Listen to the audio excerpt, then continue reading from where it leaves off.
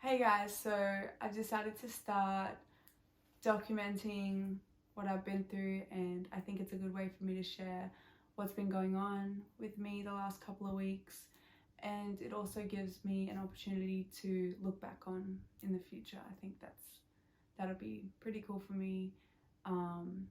It's something that I wanted to do when I was diagnosed in 2019, but I just never got around to it. So yeah, I think it's a good opportunity for me to share with you guys. I've had heaps of questions that I haven't responded to just because a lot's been happening. I've been super busy with appointments, but this gives me a platform to answer those questions that everyone's been asking.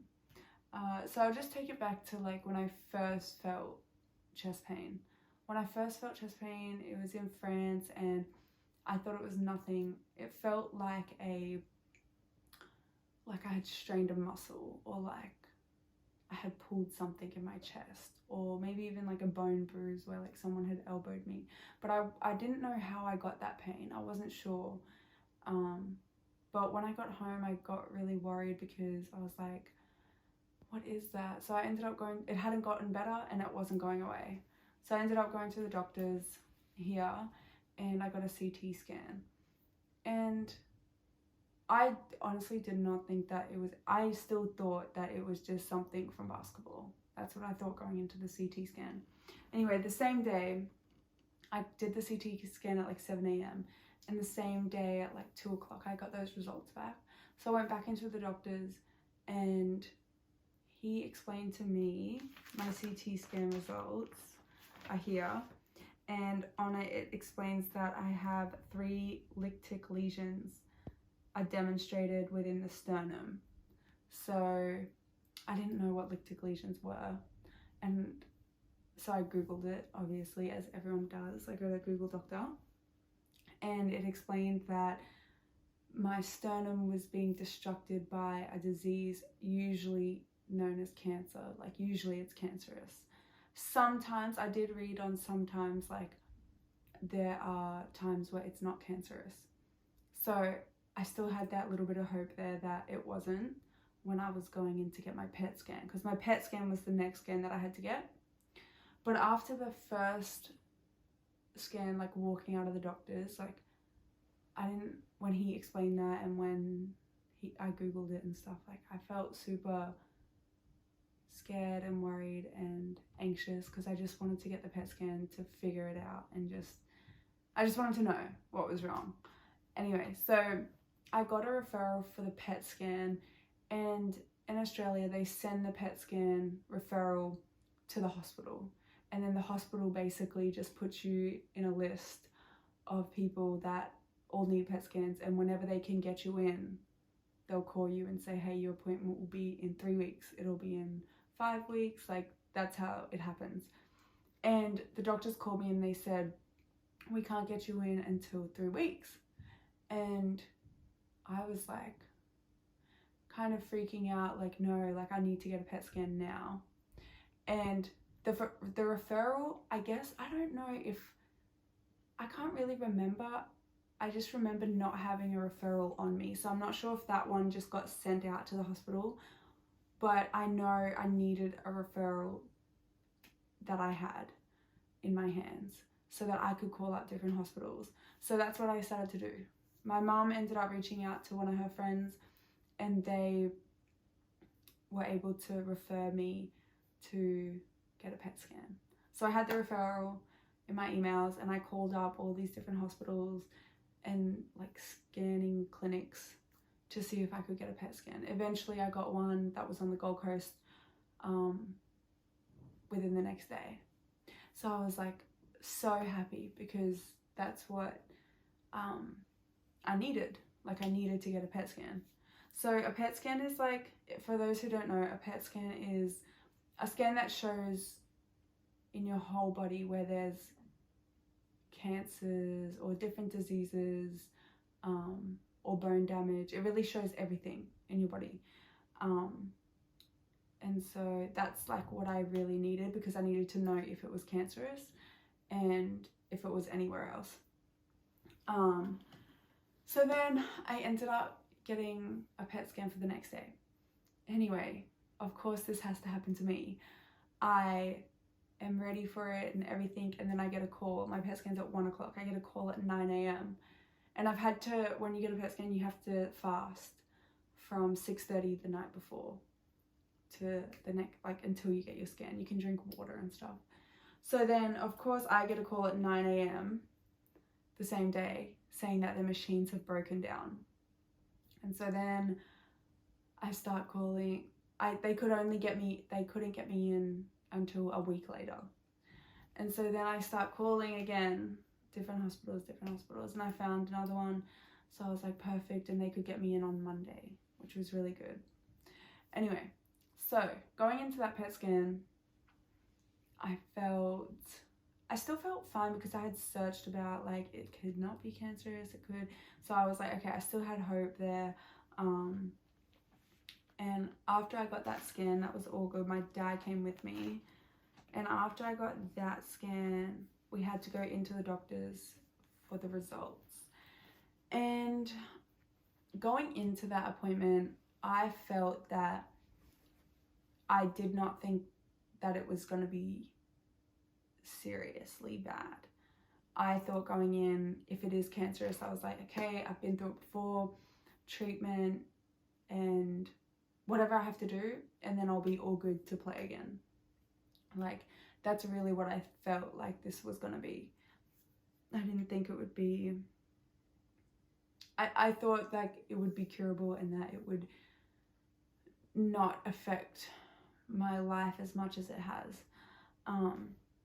But yeah, going into that, me, mum and dad went into the doctor's office and they reviewed my PET scan to me, which explained that it was cancerous and it had spread into other areas of my body. So it spread into my hips, my lower spine, and my lymph nodes in my neck. So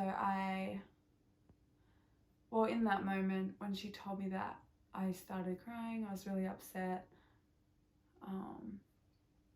And I guess I didn't really know how to feel in the moment. I didn't believe it. And I kind of wanted it to hurry up. Okay, so what's the plan? Like, I was like, okay, what's the plan? Like, what are we doing next? And that's when they told me that I'll be doing hormonal therapy, which is, it's called endocrine therapy, which is a hormonal treatment. And so everyone's been asking like, oh, do I start chemo? When does treatment start? Do I have radiation and everything? So I'll be doing monthly injections that eventually I'll be able to do myself, which is good. And I'll be taking, I think 2 to 3 tablets 3 times a week, and then for 3 weeks on and then 1 week off, and then 3 weeks on, 1 week off. But that's the plan so far. Back to my pain in my chest, like, it's still been painful.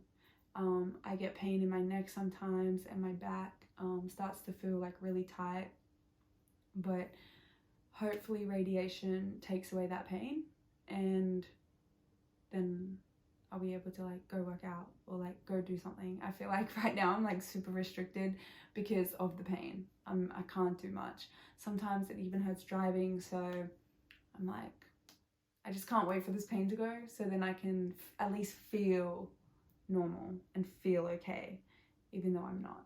But after the PET scan, I had to get the biopsy. And so the biopsy basically just confirmed what the PET scan was. So they went in, I had to go to another appointment, and they had to go into my neck and try to get out pieces in my lymph nodes, like tissue, to test. Yeah, they wanted to test the tissue and the cells to make sure that it's the same cancer as it was in 2019. So it's a reoccurrence of that cancer. But yeah, so that's basically like where I'm up to right now.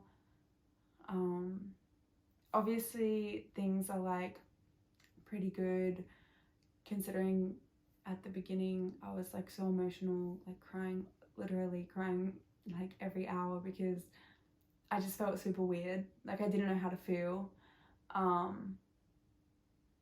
And I'm not sure like how much to share, because I don't know, I just don't know if like, I don't know, maybe I'll share more as we go along, or as I make these videos. But yeah, in the moments like that I'm really low, like my family's here with me, and you know, we had like a family meeting and all my brothers are like, okay, we're going on vacation, like we're going on holidays, where are we going, and stuff like that. But it's been nice to just see how supportive my family has been for me. And I know my brothers now, like they come into my room more and give me a hug, and they call me more often than they did before. So I'm really glad that I can be home with them, and I know that I have their support. But yeah, I was just thinking I'd do this more, and maybe every week I'll post a video and keep you guys updated on everything. But I get my first injection tomorrow, and I start radiation in like a week, just a little over a week. So I'm glad I can start all of that, and hopefully I cope okay with it all.